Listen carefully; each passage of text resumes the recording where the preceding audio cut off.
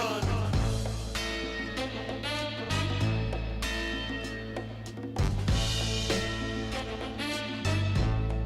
My boozy weighs a ton.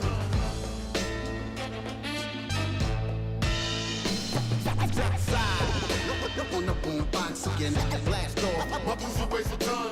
They go for shots for the sound side crew. 1, 2, 1, 2, 1. South side. Transmitted word to the last letter. The flow's crazy. My boozy weighs a ton. Sound side. Yeah.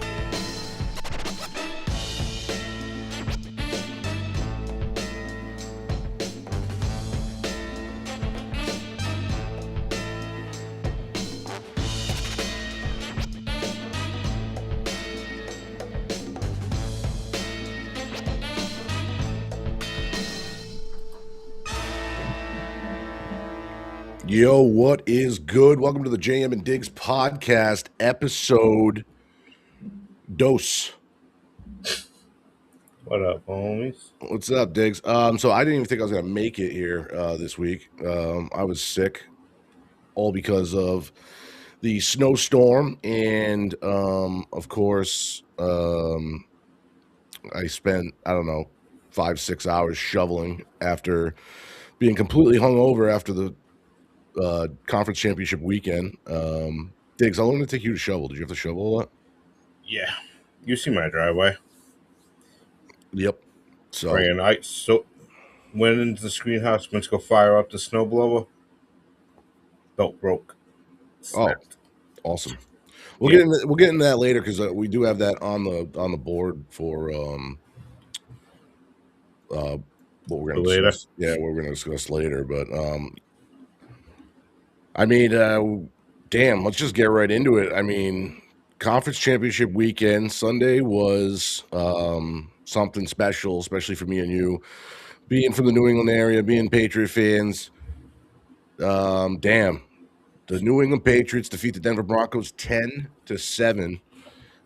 Drake May completed 10 passes on 21 attempts for 86 yards, sacked 5 times, but ran the ball 10 times for 65 yards and a touchdown. Ramondre Stevenson also aided the offense with 71 yards on 21 carries. For the Broncos side of the ball, Jarrett Stidham had 17 completions on 31 attempts for 133 yards and a touchdown and an interception, which we'll get to. Game-changing moments in this game. Leonard Taylor III tipped the attempted game-tying field goal by the Broncos. Big play by Taylor to keep the lead for the Patriots. On top of that, in the fourth quarter, Christian Gonzalez, number 0, a.k.a. Gonzo, helped seal the victory with a clutch late-game interception. And then, of course, Drake May put the final nail in the coffin, scrambling for the first down in the final minutes to allow us to run down the clock. And, man, did I get lit watching this game. I was lit, like so lit. And then I had to drag my ass outside and do a little pre-shoveling, which didn't last long. I went out there and said, just, fuck this. So, Digz, let's just get into it. I mean, Let's go. did you see, like, we talked about this last week, but me and you got to go to the opening preseason game this year in Gillette and watch this Patriots team in its infancy. Also happened to be the same day that they unveiled Tom Brady's statue outside Gillette Stadium. But that was a blowout game.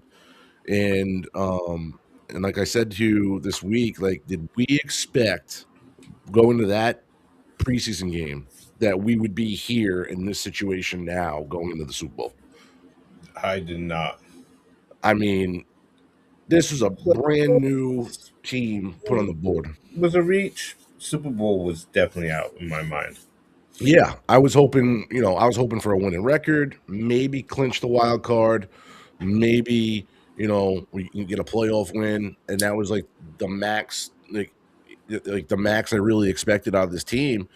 But it wasn't a pretty win though either. It was only 2 touchdowns scored in the whole game by both teams. We happened to win by just holding them to 7, and I think the big factor of this team literally is the fact that the defense is just so on top of everything. Like there's some sloppy plays sometimes, but they always seem to come around in the second half and hold their own and keep it just enough where we get the win. So, and then obviously Gonzo getting that interception late in the game. That was the moment right there. You're like, oh my God, this might actually happen when that happened. So, How much do you think with that weather affected it? yeah, I think the reason why the second half was more a Patriots half than the first was just because of that. I think, and we talked about this during the game. What if this game wasn't in Denver? What if this was in New England, where we were getting 2 feet of snow? It was coming down way heavier than it came down to that second half in Denver. The snow definitely helped us and benefited us because that's just, that's we're New England. That's what we're known for. But think about how this game would have went if we had to play home in the weather we were getting simultaneously in New England at the same time. That would have been a whole different game. I don't know, because then I go back and forth. I'm like, would they have postponed it due to it not being safe for everyone to get home? That was something also. Yeah, I thought too. Because fans would have been able to get to the stadium, but by the time that game ended, how the hell were all those fans getting home? And when people go to Foxborough to watch the New England Patriots, for people that don't understand the area, Should have manned up then, bitch. fuck you, Digz. You stole my podcast. Let's go Seahawks. How mad is he going to be when he realizes that sign behind you disappears? He was talking about that today too. But yeah, I think you're absolutely right. I don't think it would ever happen in Foxborough. Definitely, I think people wouldn't have been able to get home. And then what I was about to say was in Foxborough, everyone thinks of New England Patriots. They think Boston and that, but they don't realize that you got fans driving up from Connecticut, driving up from Rhode Island. You got people driving down from Maine, New Hampshire, Vermont, all over New England to go to these games. So yeah, the drive home would have been a disaster for a lot of fans if we played in New England. So I guess it was a hidden blessing in disguise, the fact that it happened the way it happened. So yo, shout out Tosh though. Getting a PC, that's what's up, bro. And shout out to Ember. Welcome, Ember. Appreciate you coming through. But let's move on to the next game because that was the AFC Championship, but we had an NFC Championship game right after.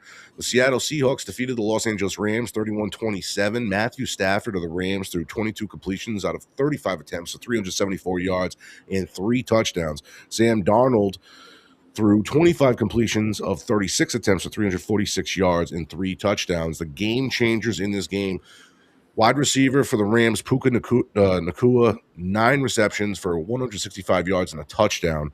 But Seattle Seahawks receiver matched that performance with Jackson Smith Najigba, 10 receptions, 153 yards and a touchdown. And I think what really the turning point of this game for the Seahawks to get over the hump of the Rams was really the third quarter muff punt by Xavier Smith of the Rams. Once that punt was muffed and the Seattle Seahawks were able to jump on it and take the possession, Rams were trying to play catch up for the rest of the game. Even though they continued to have a great third quarter, that third quarter was very highly competitive, back and forth. But we got to the fourth quarter of that game. It was almost a stalemate, but that muffed punt and that turnover really kept Seattle. Yeah, that kept Seattle ahead, and it kept the Rams having to play from behind. And the Rams didn't really get a shot.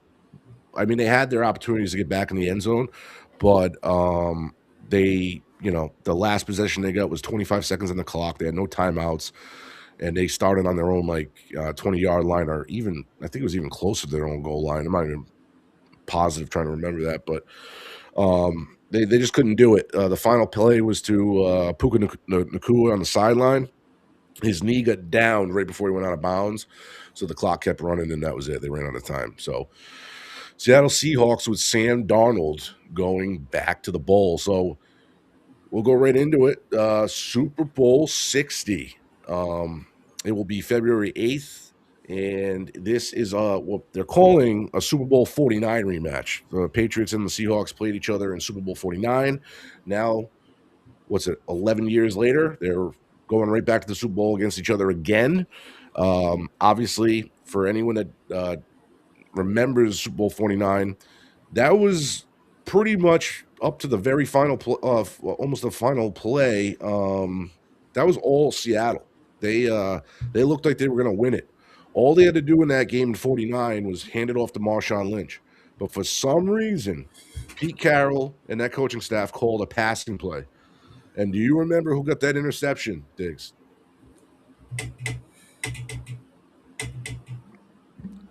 It was a big controversy because later on in another Super Bowl against the Eagles, he got sat by Belichick and everyone was mad and we lost that game and everyone said it was because they sat this specific player. Oh, God, You can't remember? It's all right if you it's can't on remember. my tongue. Yeah, Malcolm Butler. Malcolm Butler, practice squad player, undrafted free agent we signed that year. He was the hero of Super Bowl 49 with that goal line interception to seal the deal. That was the first Super Bowl the Patriots had won in 10 years. They had before that they hadn't won a Super Bowl since 2004. That was and 49 was in 2014. So that was a big moment. And that started a second New England Patriots dynasty. We won another 2 championships after that one. Went to 4 total, but won 3. So that was that was the last dynasty that we saw in New England. And now we're going back. We're going back again. 7 years removed from our last Super Bowl appearance or something like that. I can't remember, but I got some things written down. We'll see what you think, Diggs. But I got a couple things what the Patriots offense and defense will need to do to win, and I also got what the Seahawks offense and defense will need to do to win. Patriots offense is going to need to establish the run early, whether it's Ramondre Stevenson or Henderson, either one of them or both of them. It doesn't matter. Need to establish the run early. Pass blocking will need to be the best we have seen all season. That means we need to help that left tackle side. Rookie Will Campbell's mistakes need to be limited. We need to give him as much help, whether it's a running back chipping the guy that he's going to block or a tight end or whatever. Will Campbell's going to need help, and they're going to need to limit his mistakes. And Drake May will also have to limit his mistakes. He has to make plays with his arm, not just his legs, and he also needs to His shoulder. Yeah, and he also needs to not turn over the ball, which is another story that we found out after the game. Kind of similar to when we found out that Bo Nix wasn't going to start last week for the Broncos, right?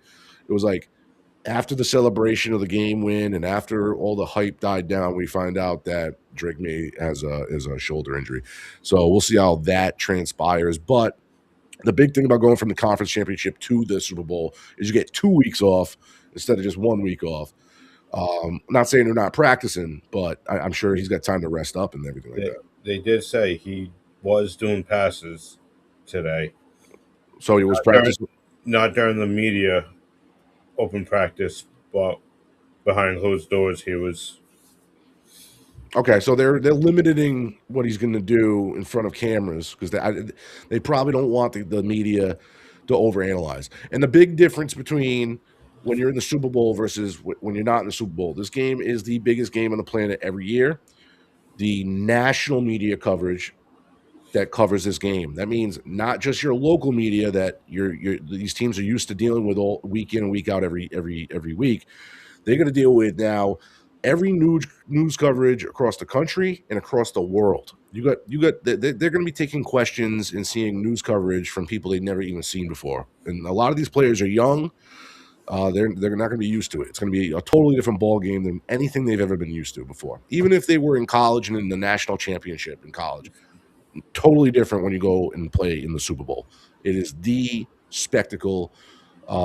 That's why the Super Bowl's a reference for a lot of things. That's why, like, for pro wrestling fans, they call WrestleMania the Super Bowl of pro wrestling, right? Yep. Because the Super Bowl is that big. It's that big of a spectacle. So, Patriots defense will have to contain running back Kenneth Walker III from Seattle. And they will also have to lock down Jackson Smith and the Jigba The pass rush will need to keep the pressure on Sam Darnold and always make him uncomfortable. And then I think those are the keys of victory for the Patriots going into this game.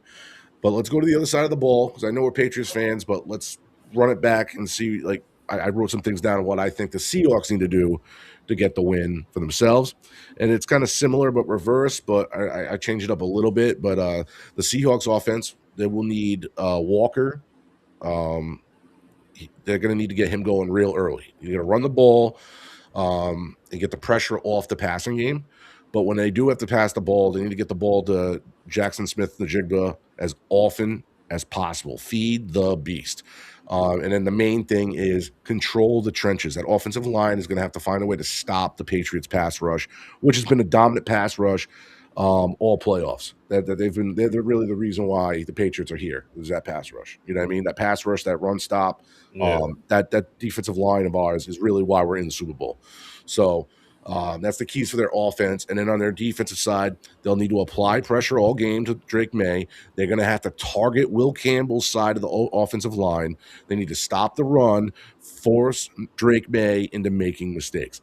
That is how they're going to get this victory if they want to hoist another Lombardi trophy themselves. So it's a little bit of a spin on what I think they need to do, whether it's the Seahawks or the Patriots to get a win. I'm trying to cover it for both sides if you're a Seahawks fan or a Pats fan. So either or. But do you have anything you want to add in?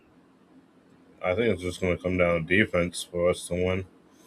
Yeah, I think you're right. I think it's going to be similar to what we've seen all playoffs and seen like what it took for us to get here. The offense hasn't looked great in this postseason, and that's actually my biggest worry. I would like to see the offense to come out in the Super Bowl and show up like they kind of did late in the season because we played very well offensively late in the season, but it didn't show up in the playoffs. The defense really did get us to this championship.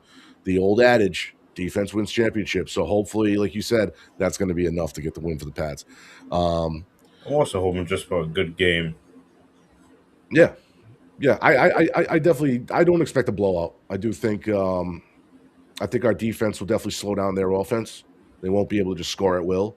I don't see the Seahawks scoring as easily as they did against the Rams. So yep, but it's wait and see.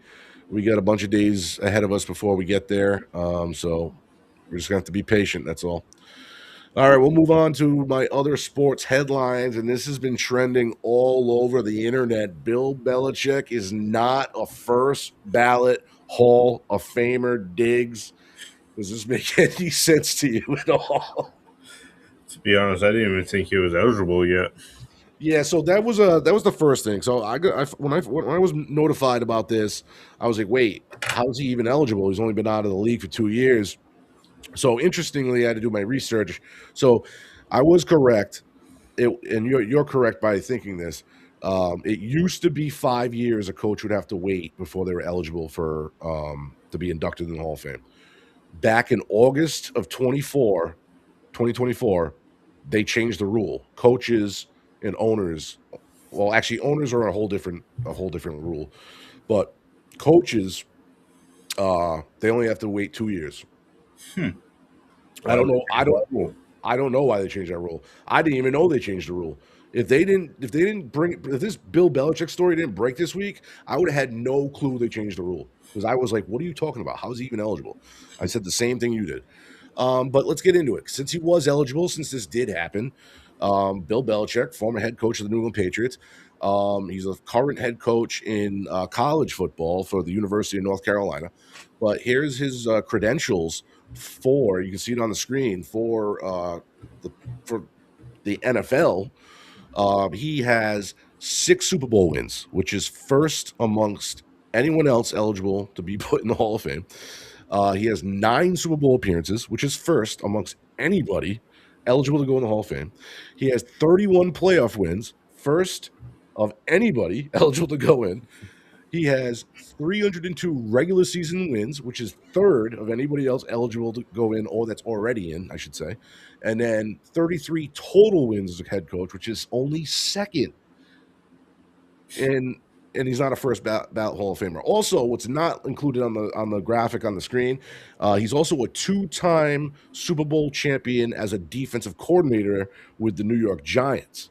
So he's won early in his career as a defensive coordinator. He won 2 Super Bowls as a defensive coordinator with the New York Giants, and then found his way eventually to New England and took 20 years, and he had another 6 Super Bowls with them, 9 appearances total. I don't understand it, and it obviously is going to go back. The only reason I can say it goes back to Deflategate and it goes back to Spygate. Those 2 controversies, those cheating scandals that me and you as Patriot fans had to live through, that must be what came back and bit Bill Belichick in the ass. Wasn't there something with him though that came up like 6 months to a year ago? There was some big not drama. Not that I can remember. I mean, he's had a lot of drama going on since he left New England. I mean, he left New England, and then some stuff behind the scenes happened between him and Robert Kraft. So he is actually not on good terms with the New England Patriots right now. I think I know what you're talking about. You're talking about when he was coaching UNC still? Yeah, he banned any New England Patriots scout from the facility and didn't allow our scouts to scout anybody from his team. Wow. He showed a new level of pettiness, and then when they asked him about it in a press conference, he says, "Well, I'm not allowed to go to New England, so why am I going to allow them to come here and see us?" Them getting. And then Mike Vrabel got asked about that, and Mike Vrabel said that's bullshit. Mike Vrabel said he was here when Tom got inducted into the Pats Hall of Fame, so I don't understand why he thinks he's not allowed here now. That has nothing to do with me, but as far as I know, he's allowed in the facility. I don't understand where that came from. So Vrabel kind of called him out, and that was early when Vrabel just took the job, really. So I don't know. The egos between coaches and organizations is just wild to me. But overall, I mean, what's your final take on this? I mean, Bill Belichick has to wait another year. Do you think he gets in next year, or do you think they snuff him again next year? I'm thinking probably 2 years. Another 2 years he has to wait? See, here's the question, too. If they just kept the fucking rule the same and he had to wait the 5 years it used to be, would we even be having this goddamn fucking discussion? You know what I mean? Because I guarantee he would have been a first ballot Hall of Famer if they just waited 5 years. What was his record in college? Oh, that's a disaster. I don't even know, but I know it was not good. But that shouldn't. I knew it wasn't good, but I just wasn't sure of the record. Oh yeah, it was a terrible record. I don't even know what UNC's record was last season, but it was bad. It was a disaster. They did get some wins. I won't say they went winless, but it wasn't good. It wasn't good. But I think that also put a little bit of taste in some people's. But it shouldn't, though, because this is the Pro Football Hall of Fame we're talking about. It's got nothing to do with the College Football Hall of Fame. Yeah, but if I was going to go in the Hall of Fame and I had some stupid scandal, like I was banging a freaking 18-year-old. That's happening too with him. I know what I'm saying. Like all those little things, even though it's just about my football. Yeah, she's not 18, but he's in the 70s. She's in her she's not even in her mid-20s yet, I don't think. Well, whatever. All right. Saying, all those little things add up. Yeah. I get it. I mean, I do think there were some people on that panel I heard that were not fans of Belichick, so that also could have had something to do with it. He got 40 out of the 50 votes. So 10 votes he didn't get. So I don't know how the voting process works for it totally, but there's definitely some people in that room that just probably weren't a fan of him also. So yeah, I can see that. But yeah, moving on. This is pretty sad news, heartbreaking news. But you ever see that movie Concussion, Diggs, with Will Smith? Yeah. Yeah. So this kind of relates to that. But this just happened recently. Ex-NFL star Kevin Johnson was found dead in a homeless camp in South Los Angeles. 55 years old, former defensive lineman was reportedly stabbed to death. Johnson was drafted by the New England Patriots in 1993 as the 84th overall pick. In his 7-year NFL career, he also played for the Oakland Raiders and the Minnesota Vikings. Oh, and the Philadelphia Eagles, racking up a total of 54 total tackles and 7 solo sacks. After Kevin Johnson's football career ended, he began to have side effects and health issues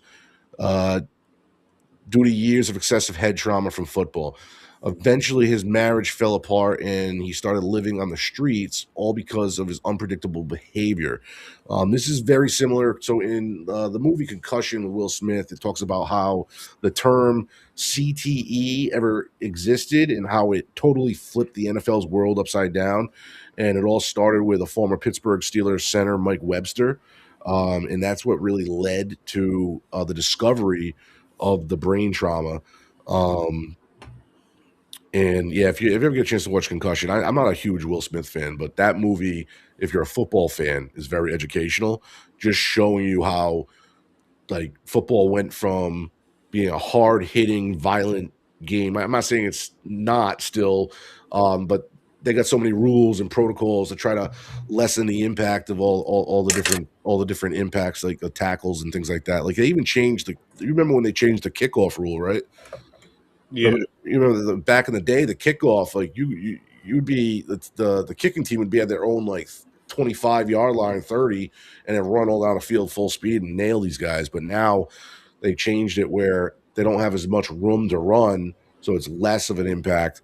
But you still see some vicious hits. They're never going to completely stop it. But my thing with this is just like, all right, for this dude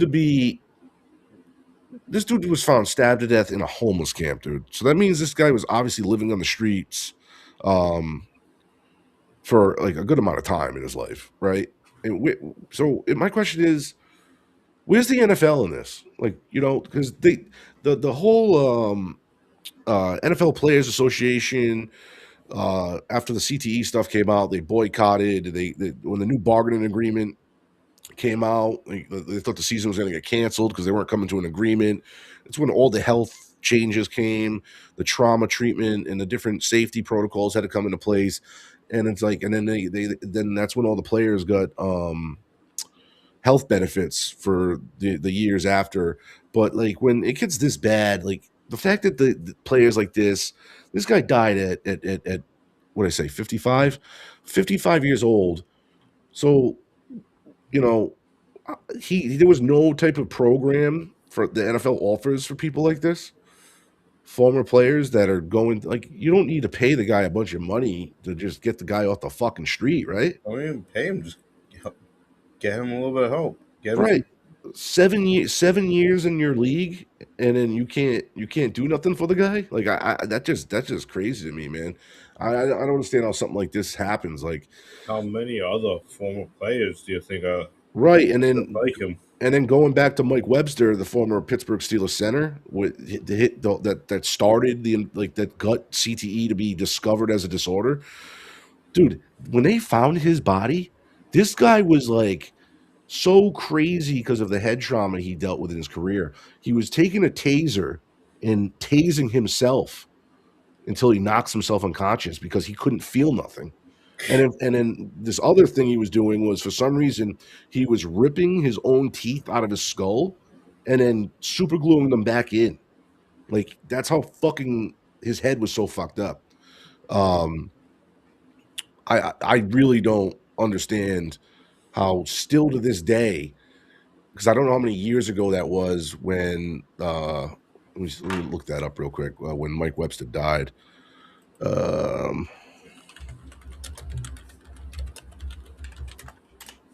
Mike Webster death. All right, so it was 2002. All right. 24th. Okay. So September 24th, 2002. And then it took probably another, I don't know, maybe 4 years or something like that before the NFL really started getting pressure by the public about CTE, because that's when it was, in the following years after that, it got determined what CTE was. And then the league had to make a lot of changes, and then the bargaining agreement between the league and the Players Association really caused a lot of issues, but they eventually came to an agreement where they were going to give these people help. I'm not all right, so that happened in 2002, and then years later they made a bunch of, 07 is when they became to terms. okay, so they went to terms in 07. All right, so it's 07. So just under 20 years later, we're still finding reports of players going absolutely nuts because of head trauma in their career. That's I just think that's ridiculous. I think the league still needs to be held responsible. When you ask these guys, he didn't have a crazy long career for the NFL. I mean, he had above average for his position. 7 years is not, you know, not something to just like laugh at. So, that's crazy, man. I don't know. I just feel bad for him, his family. The fact that he got to such a place with his family that he ended up on the street and divorced, like, and it's all due to what he chose to do for a career, and that the company that he was employed for does nothing for him in his later years, and he's not even elderly. He died at 55, like crazy. But all right, last sports topic, and we'll get back into the snow. So this is kind of crazy. Jim Irsay, the former owner of the Indianapolis Colts, it was announced last week. It was actually, I found it out right after we ended the podcast last week. So this is probably a week old story, but we found out there's an FBI investigation into the death of Jim Irsay. He died last May at 65 years old, and now it's being said that they're investigating a doctor, Dr. Harry. I'm not going to pronounce this right. Haratunen. Supposedly, Irsay, obviously, when he was the owner, I don't know if you knew this, Diggs, but he had a big alcohol problem. He had and obviously had a substance abuse problem. He got in trouble a few times during his ownership because he got caught on camera, like exposing himself out at nightclubs and shit. Like he was not acting like an NFL owner whatsoever. And he was always like, and he was doing the typical old rich guy thing, dating young supermodels or whatever. And we always knew he had a substance abuse problem, but then he passed away at a young age. But now the FBI is investigating because they found out or have evidence that this doctor was prescribing him pain pills and even ketamine. That'll do it, right? Like, you think of an NFL owner billionaire taking ketamine, dude? Like, that's fucking nuts to me, bro. I figured he would have been at least doing rails. Well, he was probably doing all that too. I'm not saying anything was off the table, but the fact that he passed away almost a full year ago. That was kind of nuts when I heard about that. So, but yeah. Did they pull the doctor's license or? I don't know. They all said was he's currently under investigation because all they they still only released the original discovery of his death, and they just said cardiac arrest, which drugs can trigger cardiac arrest. So who knows actually, what did it? But I'm guessing the FBI obviously has some sort of evidence if they're going to be investigating this doctor that hard. So. Probably writing scripts for a few other people. Right, and I'm thinking that he's on their radar for one thing or the other. But anyway, so going outside of sports, what we'll do is I want to actually go over a clip from our fellow podcasters over at Bond Rips and Video Games. Never heard of them. This past weekend, they had I don't know if this is correct. I might have to get correct. Was it episode 0 of season 3, or did I see that?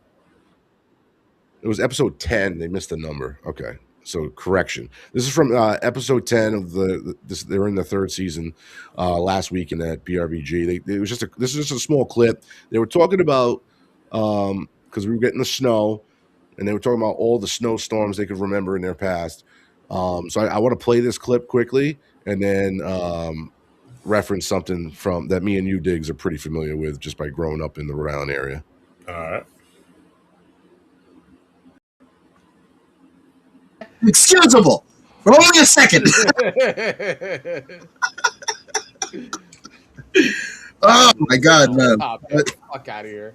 But it's all good, man. Look, we've gone through snow before. 96 came around. We dealt with that. Fucking years after that, it's been bipolar every year since. The blizzard of 96, the blizzard of 2003. That's it.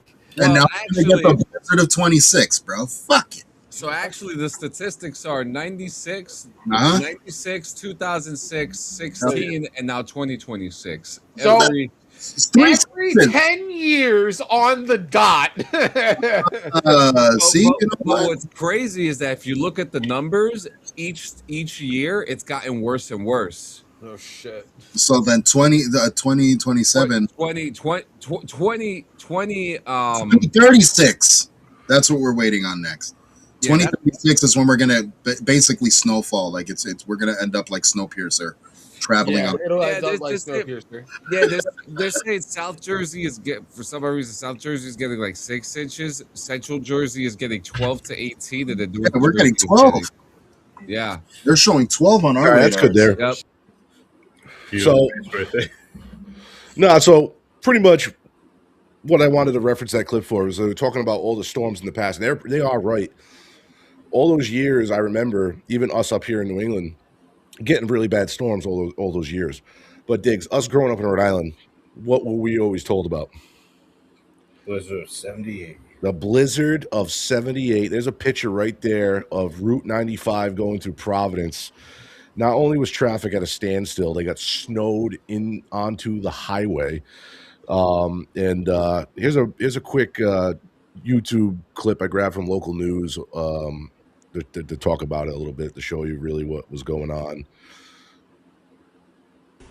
Remember this? This is the storm that shut down Rhode Island and Massachusetts for a week. We're talking about the blizzard of 78. It got so bad the National Guard was activated to help. 100 people died in this storm. 12 News meteorologist TJ Del Santo spoke with people today who remember the storm vividly. 4.9 inches. That's all the snow we've gotten so far this winter. That's how much snow fell in 1 hour during the blizzard of 1978. Damn. And it continued to snow and snow and snow. That is the worst I've ever seen. It snowed heavily for nearly 2 days. And I've been in New England all my life. The whipping winds created whiteout conditions. It would start sleeting and snowing across. There was no visibility whatsoever. Very cold, very windy. 28 inches of snow fell at the airport. And the next morning when I woke up, my car was covered and all you saw was the antenna. Nearly 3 feet in Providence, 3 to 4 feet in northern Rhode Island and into Massachusetts. Somebody came back into the lab and said, hey, you guys, you got to get out of here. It's really snowing out there. Norm Tripp was in Hudson, Massachusetts during the storm. Good 3 feet. People had gotten stalled like on 128 and the major highways, and it just stopped it. They just walked away from their cars. They had to. Nancy Howland was in West Warwick when the storm hit. It took me like 3 hours to get home. We thought it would never stop. It was a relief when it finally stopped. The snow lasted for 2 days, and it even snowed a little bit on the third day, too. Bulldozers and trucks and moved the snow out that Denise way. worked in Johnston and made it home to Providence safely. Unbelievable. Everything was shut down. We couldn't get out of my driveway probably till the week after. Harrowing tales from a long ago but never to be forgotten storm which people got through together. People shared everything. People were out of food or out of this or out of that. People shared a lot of things, helped each other out. Advances in weather technology during the past 45 years have allowed us to warn people ahead of time about the dangers of a storm like the blizzard of 1978 or even the extreme cold that we had just this past weekend. I'm TJ Del Santo, 12 News. So when I was watching BRVG and they were talking about all those storms, and then like, you know, because we heard it growing up all our lives from all of our elders, like blizzard of 78, blizzard of 78, blizzard of 78. In comparison to anything we've seen in our lifetime, we have never seen anything that bad yet. I mean, hopefully never, knock on wood, hopefully we never see anything that bad in our lifetime. And then me and Sanchez were talking about it earlier, like, we looked it up, and this blizzard also hit Jersey as well. We got it worse, but they got crazy numbers down there in Jersey as well during that same blizzard. And I just pray we never have to. Like 100 people died. A lot of things different back then. Like the news anchor said, they didn't have any proper way to warn people the way they do now. The vehicles that we drive nowadays are a lot more prepared for weather like this. You can see in that picture, like look at the age of the cars that are trapped on that highway. I mean, They're boats. They're boats. They weren't made. They're not made out of plastic. They're fucking solid steel. Yeah, man, it was a big difference back then. But you know, all the storms that we got in our lifetime, I gotta say we're blessed, and hopefully we never see something like that. I mean, 100 people lost their lives because of a storm like that. That's just something I'm always gonna remember. And anytime we get snow like we just got this past weekend, I'm always gonna be grateful, even though we got a shit ton. I'm just thankful we didn't get anything like that, because that's something that shuts the state down for weeks. You know what I mean? Not days. You know. So, and yeah, we'll put all that snow. Right, and that's actually the big thing I've heard too. Going into this review and the snowstorm from this weekend, the big issue I'm hearing right now is like downtown Providence. Like they're saying that the snow is just, they don't have anywhere to put it. They're just piling up. All the sidewalks are still covered. Obviously, you know, Providence is the biggest like foot traffic and public transportation area of our state. Yeah, and people can't walk on the sidewalks. People have no place to park their cars. And yeah, it doesn't seem like the state has any type of like equipment or plan where. Right, and that's actually a great point. Bike riders, scooter riders, you know, anything like that, you're not gonna be able to get around that way. Yeah, it's terrible. And for the fact that Providence knew this was coming and they didn't have any type of plan going ahead of where we're gonna put all the snow. They never have a plan. And what boggles my mind is it's not like I brought up with BRVG, bringing up the old blizzards of the past we've had. I've seen them handle these situations before pretty well, and like why this year of all years all of a sudden people can't get around? That makes no sense to me. So yeah, it seems like Providence definitely wasn't prepared for what we were getting. Maybe they thought it was a joke. I don't know. Well, for the last few years, they said we were going to get hit, and we never do. True, and that's actually what always happens in most of the case. They'll sit there and say we're going to get all this type of snow, and then when it turns to rain, and we don't really get a lot of it. So go get the milk. Yeah, and dude, that's what happened right away. All the salt was gone. I couldn't get salt. You go to any grocery store, they were wiped out. Eggs, milk, bread, all the essential stuff. We're still doing, like, the public's still doing this toilet paper thing. Like, if your plumbing shuts off, what are you doing with toilet paper, bro? Like, I don't know what you're gonna do with it. You're gonna throw it in the garbage, and your garbage gonna smell like shit all day. Like, the toilet paper thing is wild. How they get so much of it. It's like, damn, bro. But they always panic. They always seem to be in a panic. But the shit they buy, if you get stuck and you lose power, yeah, like beef jerky, shit like that, that's high in protein that you're gonna need. Right. So you don't have to eat. You don't have to eat as much. Right. Well, if it was me, I'd get dog food. I don't know. I don't know how much I would need for the beast movie. Oh, junk food. Oh, you mean like chips and shit like that? Yeah. That just shows the average American's mind of what they want to eat. I'm sure our producer Sanchez would be like, "How much frozen pizza can I get?" He's in there stocking up like it's a blizzard every day. Yep. But all right, that's a wrap up on all my headlines, Diggs. It's time to get into your final cut. So you said you watched this movie, right? Yeah, you told me it was my homework. Remember? All right. Listen, I know how you were in school. Homework wasn't always your thing.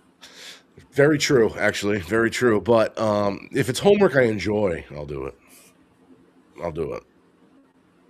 But especially something that's related to Rhode Island. That was super interesting to me. I've been hearing about this documentary for I don't even know how many years, and they finally put it on a platform that I have, and I didn't have to buy it or rent it. So yeah, I was all in. So when it came out, this came out last Friday on Netflix. I definitely jumped right in on it. What did you think? Well, we should probably tell them. Yeah, tell them what we're talking about, and then we'll get into it. All right, we're talking about the secret mall apartment when Province Place Mall was being built. It was first open.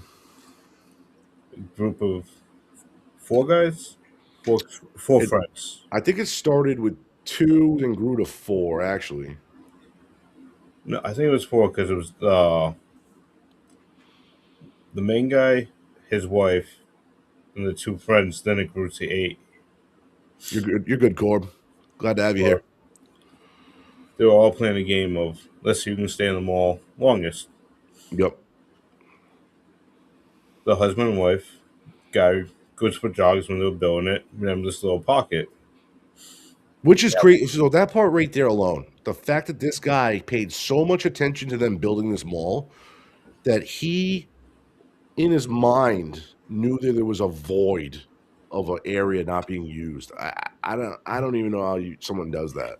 And how that he knew that it didn't get filled in eventually. Right. I was like dumbfounded by this. It was actually interesting seeing how like them building that wall and everything.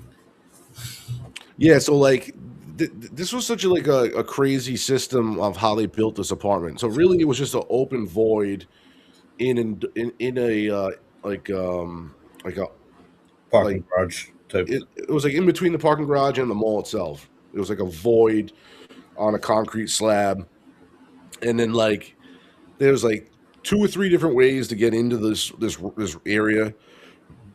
One was very dangerous. They had like scaffold and shit, right?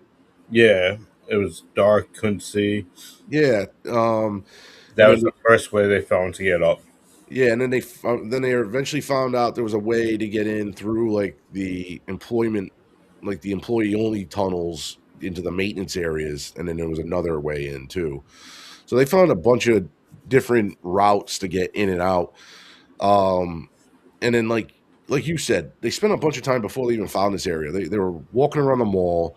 They were figuring out securities, like what their routines were, the other workers' like schedules, like with any other shoppers or bystanders notice what this like where they what they were doing. They were looking for they were just looking for the perfect little place so they can get away with staying in the mall for as long as possible. And I don't know how they found it, but they did. And then on top of finding the spot, they hung out for this spot for a little while. Then they decided to buy cinder blocks from the hardware store and drive them to the mall. And like they could, like the guys could carry like 4 at a time. The women could, like in the group, could carry like 2 at a time. There's only 8 of them total, and they had to get all these cinder blocks. And Mall of America has the same deal. People could live under the mall tunnels for days. I did not know that. I did not know that either. They did a documentary on that. But so what they wanted to do was to keep this area they found more secluded. So they literally bought, I don't even know how many total cinder blocks it was. Was it like 70 or something like that? Something like that. And they had to get the cinder blocks to the hidden room, which was a project of its own. The fastest way to do it was going through an emergency only exit, and whenever you open the door, it would sound an alarm. So at one part in this documentary, they get caught bringing the cinder blocks in. They get caught. So the leader of this fucking team here goes right up to the security guard and says, yeah, right before we came to the mall to shop, we went to the hardware store and bought a bunch of cinder blocks, came back after shopping. The cinder blocks are so heavy, my car won't run. So I got a guy downstairs in a truck. He's going to pick up the cinder blocks for me so I can get my car out of here. And the security guard bought it and just let them go on their merry way. And that's how they were able to get away with it. I think they said it was a minute 30 to unload and get all the cinder blocks inside that door? Well, no, because they had to do, was it 4 trips, and then they 2 tons of bricks. It was 2 tons of fucking cinder blocks, dude. It was ridiculous. And then on top of that, they also bought quick mix and concrete. They had to bring up jugs of water for the concrete. And then they actually bought a fucking door so they could put in a fucking door frame and have a lock and key. And then every member of this squad that was part of the apartment had a key to the secret apartment. I'm like, it was the most fucking ridiculous thing. This time period takes place back when, like, me and you were in, like, junior high school into high school. Yeah. Into the years of us going to getting, like, graduating. It's funny because, you know, when I was young, I went to that mall a bunch of times. You would have never known that was happening back in those days. Like, like there's people living in this mall secretly when you're going there shopping. I think there was original talks about putting apartments inside that mall too.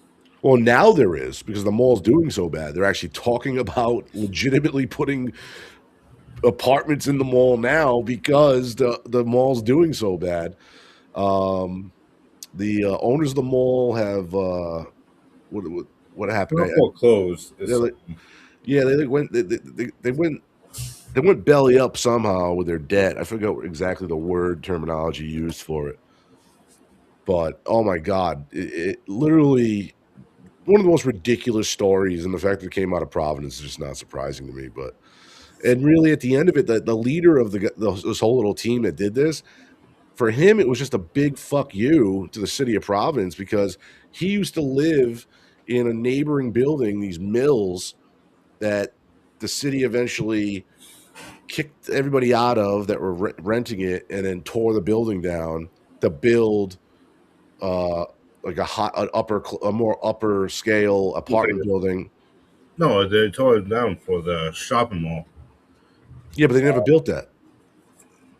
Because you know what's there now, right? Is those mill apartments. Like I've delivered plenty of equipment at our job there. Those are nice apartments. And they're really, yeah, that's what I'm saying. They're not cheap to live in, bro. Because anytime I delivered in that building, I'm like, this place is nice. It's a nice ass building. Yeah, so we also got a picture of the camera they were filming with back then. So small, could fit in it. They fit it in an Altoid can, right? Crazy. So, what's the actual make and model of this called?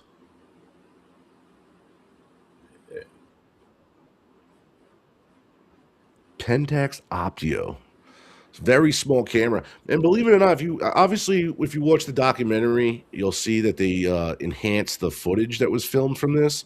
But still, for how old this camera was, and the quality of what we got out of it to be added in that documentary, it's pretty impressive that some old tech like that, like the footage still stands, the pictures still stand to this day.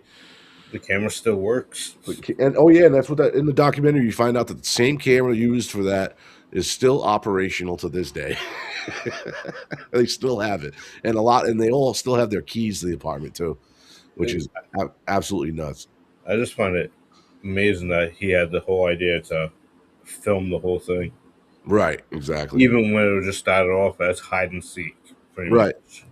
And then at a certain point in the doc, he does mention that they got so used to being there and going there that they completely just stopped filming altogether and documenting everything, because they thought I think they got so cocky they felt like they were going to be there forever. No joke, Mall of America has 4 floors underground. Also, it expands a city block out from where the mall is, and people are living there. Man, that's crazy, bro. That's crazy. Jam, you ever hit up Sanchez for me? I'll talk to him after the pod, bro. I'll talk to him after the pod. I did forget all about that though. That's funny. But yeah, let's hit your bullet points, Digz. They're more like questions, right? Yeah. How did more security workers and shoppers, no one catch on to this in what though? 5 years, 6 years, 4 years? Yeah. So my answer to that would just be so for security, there's no excuse, right? That's their fucking job. So, or is it they just do enough so they have the illusion of security? yeah, I think that's it. That's it. Yeah, I don't think I don't think there was so much security. They were just they just put on the security uniform and they drive the fucking security vehicle that looks like a cop car, and that's like exactly what that's exactly a good way to word it. Like they're really just the illusion of security. As far as workers and like shoppers, you know, They don't care enough. yeah, most people just mind their fucking business and move on with their life, right? So it was very easy for those type of people to just turn their head and move on. But yeah, I think like you said it. Yeah, security definitely it's the illusion of security. That's probably a problem. They should have been more detailed on their work, and I'm sure because of this they are now. But who knows? Maybe there's a whole family living in there. No, they went in at the end and it was completely empty. Right. Since they were all artists, was this art or was it a crime? So that's interesting. So that was the one thing about the documentary. I don't know if I really caught the vibe with. And then I'm not an artist. I don't consider myself an artist in any fashion. So they obviously, when they were putting all this together in their head, they thought this was art. I do believe they believed it was art. Once you get the wall up, the door up, and it's just a hangout spot, where's the art in just hanging out there? It was not much. For me, it wasn't art once it was built. For me, it was more a place artists gathered to talk about art. You know what I mean? So maybe the project of putting it together was art, but after a while, it no longer was art. They definitely overstayed their welcome. Like when they proved their point that they could do it, like I didn't understand the point of keep going back and keep pushing it, keep pushing your luck, because they did. They got very lucky and they get away with it for a very long time. I don't know how they didn't get caught pushing up any of that furniture. The furniture, the concrete, the cinder blocks, all of it. I don't know how they got away with any of it. The fucking door frame and the door. Don't understand how they got away with any of it. It's really mind boggling. I mean, I'm telling you, for anyone that doesn't know what we're talking about, you gotta watch the documentary. It's on Netflix right now. Secret Mall Apartment. I think when I watched it last week, it was like number 8 on Netflix in the U.S. for movies. You got to check it out. It's ridiculous that they got away with this, and the fact that and the effort they put into getting all the stuff up there. It just I would not put that much effort. So as soon as you told me how to carry one cinder block in, I would have been like, "Yeah, fuck you." Yeah. It was like, dude, they you could tell that head guy, he had everybody listening to everything he had to say, dude. It was crazy. So he kind of became obsessed with that apartment.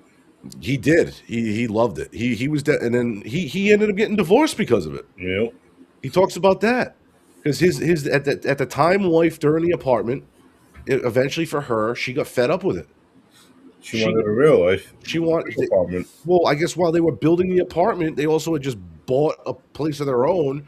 And on camera in the documentary, you see her concern, like, don't you want to focus on building what we have? Like, you can see it.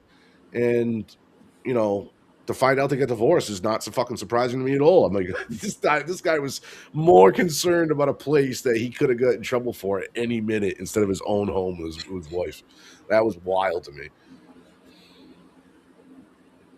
How do you feel about the mall being a symbol to our eye and that big change it did to Providence? Yeah, I mean, I didn't realize, because obviously we were young when they were building that mall. I mean, they were building it in the 90s. It opened in the early 2000s, or it opened in 99. I can't remember that. Early 2000s, I want to say. So, yeah, I thought that was weird. I do think that was weird. I mean, there was no way Providence was going to predict that in the future the internet was going to take over and ruin all retail shopping like it does now. So a mall like that would just be fucking obnoxious and an eyesore eventually. But yeah, I still think it's crazy that the city of Providence wanted to build this mall and make it the center of Providence that, there's so many other districts and things you could build to be the center of Providence.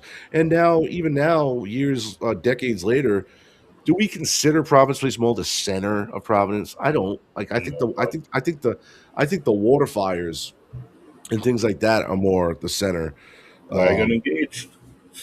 Yeah, see where you got engaged. I mean, those are more the center of Providence to me nowadays. I never looked at the mall as the center of Providence. And also, they spent way more money on that mall than they needed to. What I did not know, the documentary alerted me to, was they had to move the railroads, and they had to move the fucking river to build the damn thing.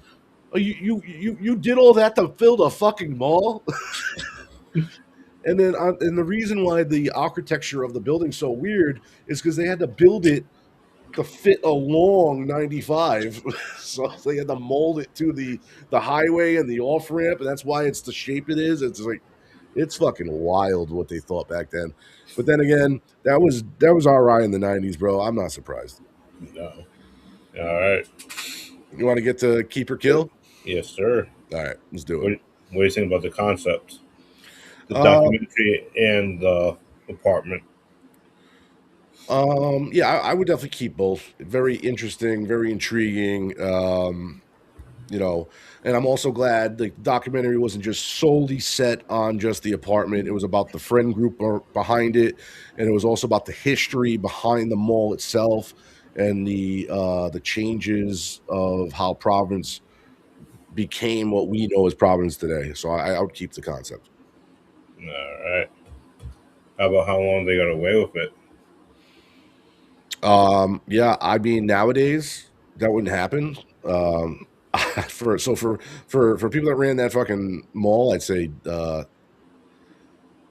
shit. Can I go in between here? Like, I wouldn't. I guess I'd keep it, but I'd also kill it. Like, I don't know. It's just crazy they got away with it for 6 years or whatever it was. Yeah, I can't believe that either. Yeah, I'm gonna skip that one. I don't have an answer for you on that one. Kill or keep that awesome mall security. Wait, the mall? Oh yeah, definitely fucking kill that.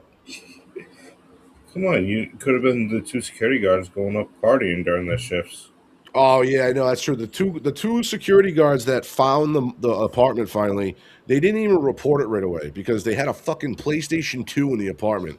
They were going in there on their breaks, smoking weed and playing video games. That's what the fucking security guards were doing. I would have kept doing that and not told the bosses at all. Yeah, honestly, you might be right. I'm gonna keep that. How about the documentary style? How did you feel about that? Was it? I'm a big buff. I'm a big self run gun. I'm a big fan of documentaries of all kinds, and I think I would definitely keep it because I love the indie style of the doc, and the fact that the doc has been around for years and it's just now making its way to a major platform like Netflix. And it obviously in the first week it blew up to make the top 10 in movies for the US. Very impressive for an indie documentary, made by some local filmographers. So yeah, I definitely keep it. Me too. Kill or keep the hole at the end. What do you mean? What hole at the end? Let's sum it up. Keep it as of right now. It looks like we had 2 kills, 1 kill, 2. You mean so everything we went over? Wrapping it up. Keep it, not kill it. Yeah, I would keep it. Yeah, I would definitely keep it. Absolutely. Yeah, I think overall the story hits a little harder for us because we're locals. I get that, but yeah, I'd keep it. Yeah, was it art? I don't know. It definitely was rebellion, and like you said, it was definitely a genius prank. I'm sure the heads of the mall when they found that were their minds must have fucking blown, bro. So yeah, I would definitely keep it all. I thought it was a great story. I've watched it a few times already. Yeah, I can see myself getting bored one day and turning it on again and watching it again because yeah, it was definitely a good documentary to sit through. So All right. I think that does it. That does it for you. All right. Well, there was some additional things I wanted to say right before we get out of here. We're now on what platforms? Apple, Spotify. Yeah, we're on YouTube. Apple, Spotify, and was there another podcast platform we're on? All right, so And those are if you the go on Spotify, you get the video version and you can chat. okay. All right, you can interact and stuff like that, And and polls. Okay, all right, sweet. And then obviously you can always check us out right here on Clean Cinches Media on YouTube, The Only JM on Twitch.tv, Digz 401 on Twitch.tv, and yeah, that's where we're at. I'm The Only JM on all socials, Digz 401 on all socials. And then yeah, it's Thursday, so make sure tomorrow morning you check out Morning Rips with Cleet Sanchez and Geo Goblin Gaming. And then Saturday you'll have another episode of Bomb Rips and Video Games with those two and Strange Dabs. So shout out to them. The homies. Shout out Ember. Shout out everybody that was in chat. Frazensky, Corbin, Toshio, everyone that was chilling with us. Everyone that was chilling with us. Appreciate you guys. Until next week, have a great week and stay safe out there. Later, homies. Peace. Check. Yo. I'm not hungry for the fame, can't let it own me. Even in a busy room, sometimes it gets lonely. That's why I stick close to my codies, they hold me. If I make it big, I'm buying all of them a rollie. But for now I'm G-shocking, it's shocking. I'm blank on, my music ain't popping. Didn't wanna know my name back in those days, yet I'm clocking. Haters still seem to be flocking. You rap about K's, but really you get peed. Nuts, stunting like the Ice Age squirrel with his nuts. Real rappers at the bottom, they're kinda like butts. Smoke and flick them out if they don't rap tough. Hurry, cause like Andy Murray, I'm trying to cause a racket with my music.